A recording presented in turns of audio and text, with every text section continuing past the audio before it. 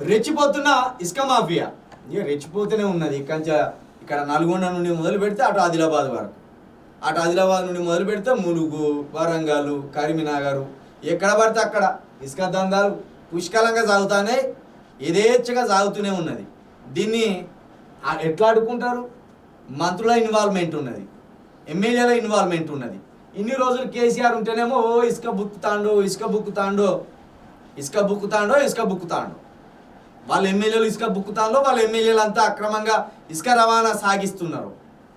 దీన్ని social media ద్వారా కాంగ్రెస్కి అనుకూలమైన మీడియాలు చెప్తే అదే నిజమని ఇన్ని రోజులు ప్రజలు నమ్మింది. మరి ఇప్పుడు ఎవరు ఎత్తుకపోతాండు? ఇప్పుడు కూడా కేసీఆర్ ఎత్తుకపోతాడా? ఇప్పుడు కూడా కేసీఆర్ పార్టీ నుండి గెలిచిన ఎమ్మెల్యేలు ఎత్తుకపోతాడా? కాదు. ఇప్పుడు వాళ్ళకి ఆ అధికారమే లేదు. ఇప్పుడు ఎత్తుకపోయేది ప్రభుత్వంలో ఉన్న ఎమ్మెల్యేలు, మంత్రులు, వాళ్ళ అనుచరులు, వాళ్ళ దందా ఇదంతా.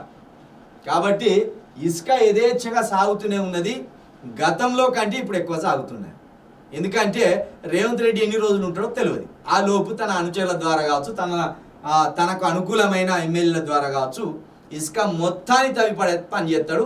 భూగర్భ జలాలు అడుగంటే పని కూడా చేస్తాడు.